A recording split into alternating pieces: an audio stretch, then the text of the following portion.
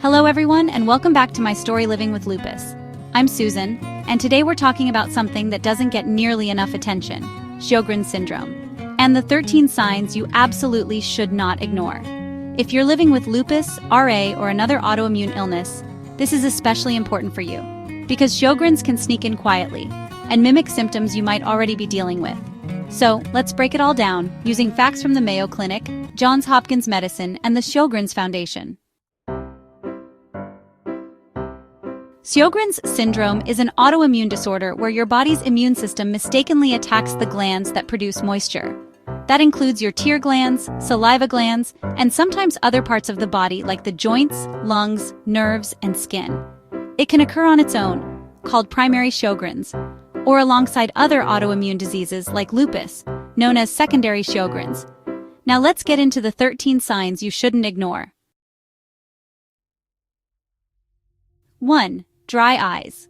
This is the most well-known symptom. It may feel like grit in your eye, burning or stinging, and you might notice redness, blurry vision, or even light sensitivity.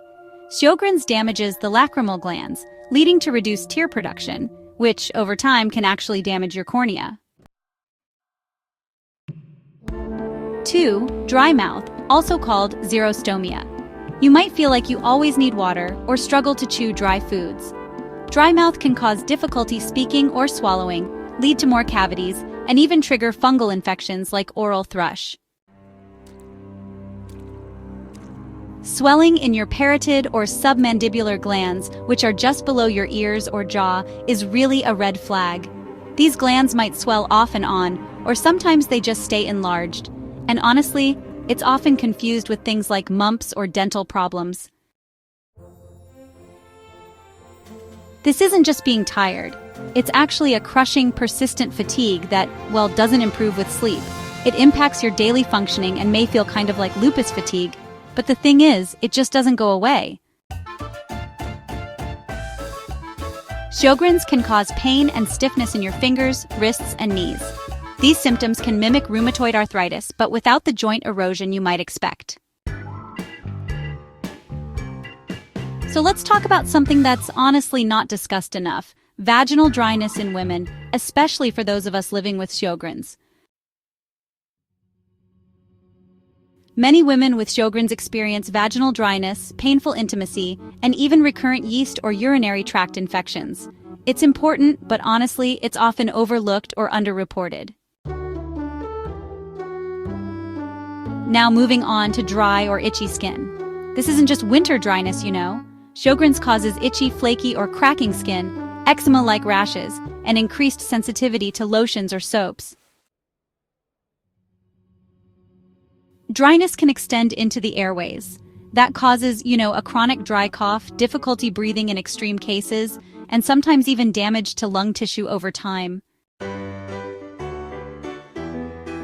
Inflammation and dryness in the throat can, alter your voice, cause hoarseness or vocal fatigue, and make it hard to speak for long periods.